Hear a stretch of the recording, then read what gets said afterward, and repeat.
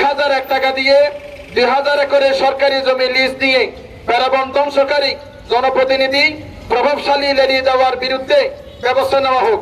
আমরা মনে করছি নাগরিক হিসেবে এটা আমাদের যেমন ব্যর্থতা, জনপ্রতিনিধি হিসেবে তাদের তেমন দায়বদ্ধতাহীনতা। সেই গটিভাঙ্গা সোনাদিয়া কুদুরজুমের যে প্যারাবন কেটে সম্পূর্ণভাবে ধ্বংস করেছে কিছু এই যে স্বার্থনাশী মহল। আজকে আমরা মানববন্ধন করতেছি এই যে গ্রিন টি গুম গাছ বলে, গুম গাছের তলে কেন? গরম থেকে বাঁচানোর জন্য, বাঁচার জন্য।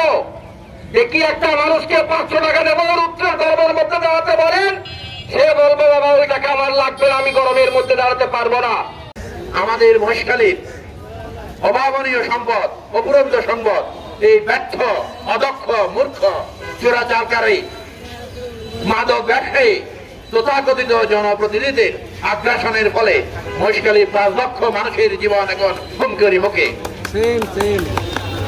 এই ব্যর্থ নেতৃত্বের কারণে মহেশখালীর প্যারাবন ধ্বংস হচ্ছে। গত কয়েক মাসে আপনারা পত্রিকায় দেখেছেন প্রায় 22 লক্ষ গাছ নিধন করেছে।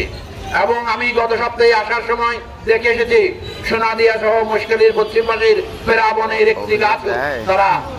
এই দুর্বৃত্ত নেতৃবৃন্দ, তোমরা অবিলম্বে জনগণের কাছে ক্ষমা চাও, প্রকৃতির কাছে ক্ষমা চাও। তোমরা যে মানবতার বিরুদ্ধে অপরাধ করেছো, সেই অলঙ্ঘনীয় অপরাধ তোমাদের কেউ রেহাই দেবে না।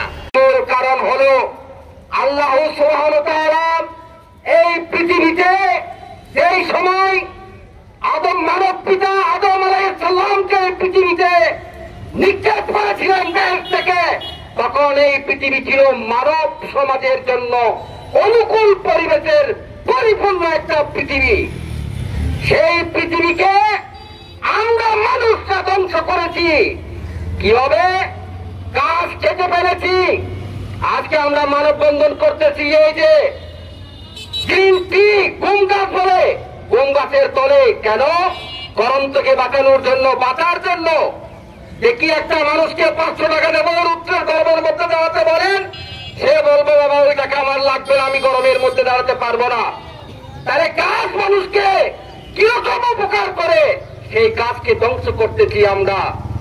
1991 29 এপ্রিলের কথা যারা আপনারা দেখেছেন, আপনাদের মনে আছে? আপনাদের মনে আছে কি হয়েছিল সেদিন? 80,000 থেকে 1,20,000 মতো মানুষ মৃত্যুবরণ করেছিলেন। উদানটিয়া ছিল না, বিরান ভূমি হয়ে গেছিল মগনামা, উদানটিয়া, পেকুয়া, ঘুমাতুলি, আমাদের কক্সবাজারের সদর, ভদরকালী, কুতুবদিয়া, লেমসিকালী থেকে শুরু করে রাজখালী, এই যে চট্টগ্রাম, কক্সবাজারের উপকূল, সেই দিন বিরান ভূমিতে পরিণত হয়েছিল যে এই আল্লাহর দেওয়া প্রকৃতির গজবে। জনগণের রাষ্ট্রের যে কোষাগার থেকে জনগণের ছোট ছোট করের টাকা দিয়ে যে প্যারাবন সৃষ্টি করা হয়েছিল, সেই প্যারাবন যারা ধ্বংস করছে তার বিরুদ্ধে প্রশাসন এবং আমলাতন্ত্র যে কাজ করছে না, জনপ্রতিনিধিরা যে কাজ করছে না, আমরা তার তীব্র প্রতিবাদ জানাই। আমরা মনে করছি নাগরিক হিসেবে এটা আমাদের যেমন ব্যর্থতা, জনপ্রতিনিধি হিসেবে তাদের তেমন দায়বদ্ধতাহীনতা। আমরা মনে করছি তাদের অবশ্যই জবাবদিহি করা উচিত। আমরা মহেশখালী এখন যে সমস্যার সম্মুখীন হচ্ছি, জলোচ্ছ্বাস থেকে সমস্ত জলোচ্ছ্বাস এবং প্যারাবন ধ্বংস হওয়ার কারণে অনাগত ভবিষ্যৎ অন্ধকারের দিকে যাচ্ছে। সেই গটিভাঙ্গা সোনাদিয়া কুদুরজুমের যে প্যারাবন কেটে সম্পূর্ণভাবে ধ্বংস করেছে কিছু এই যে স্বার্থনাশী মহল, যারা দেশের বর্তমান, আমি মনে করি তাদেরকে, তারা হচ্ছে আপনার যে পাকিস্তানি হানাদার বাহিনীর চেয়ে সবচেয়ে নিকৃষ্ট কিছু মানুষ। তারা আজ এই মহেশখালীকে ধ্বংস করতে যাচ্ছে, গিয়েছে অলরেডি। কারণ আমি মনে করি যেখানে জনপ্রতিনিধিরা যেভাবে হাইওয়ানের মতো যে পরিবেশকে ধ্বংস করে খেটে খেয়ে ফেলেছে, তারা আজ মানুষের কাছে সবচেয়ে নিকৃষ্ট ব্যক্তি। যেমন সৃষ্টিকর্তার কাছে তেমনই। যেখানে মানুষকে ভালোবাসতে জানে না, সেখানে সৃষ্টিকর্তা কখনো ওই মানুষকে কখনো ভালোবাসবে না।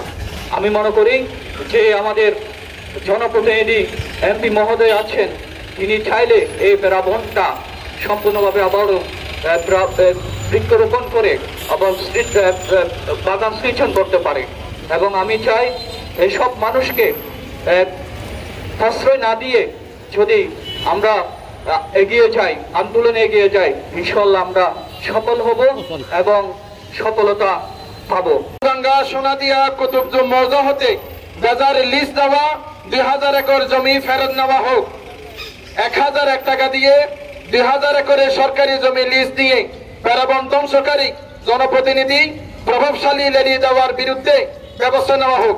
মহেশখালী প্যারাবন ধ্বংসকারী চিহ্নিত জনপ্রতিনিধি প্রভাবশালী সন্ত্রাসী ও বেগম সিন্ডিকেট নামের তালিকা প্রকাশ করা হোক। গটিবাঙ্গা সোনাদিয়া মৌজার সমস্ত বাগান ধ্বংসকারী বেগম সিন্ডিকেটের বিরুদ্ধে ব্যবস্থা নেওয়া হোক।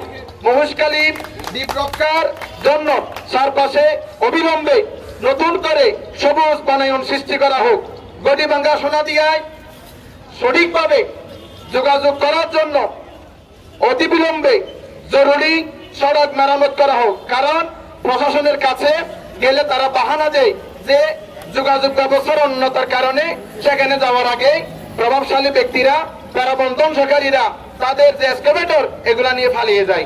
সেজন্য আমরা সরকারকে আহ্বান করছি অতিবিলম্বে প্যারাবনে যাওয়ার জন্য যোগাযোগ ব্যবস্থা উন্নত করা হোক।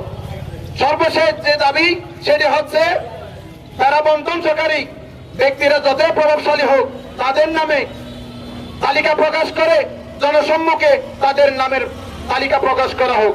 আশা করছি সরকার এবং জনপ্রতিনিধি যদি জনগণের কাছে দায়বদ্ধ হয় অতিবিলম্বে আমাদের এই দাবি তারা মেনে নেবে।